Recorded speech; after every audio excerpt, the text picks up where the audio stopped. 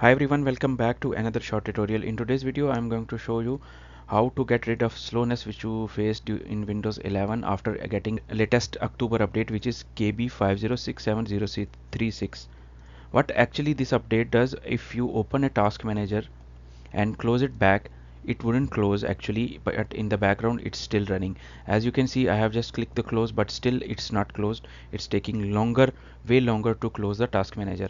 If I open the task manager again and if I see the performance, my memory is almost full. And if I go to the processes and here I type task, and if I go down a little bit, you will see the all processes of task manager which are running behind the scenes. Temporary solution is type cmd, click run as administrator, click yes, and type this command and hit enter, or you can simply just right click and end the process.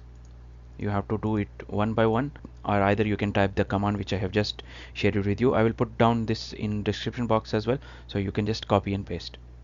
So that's it for today. See you in the next video.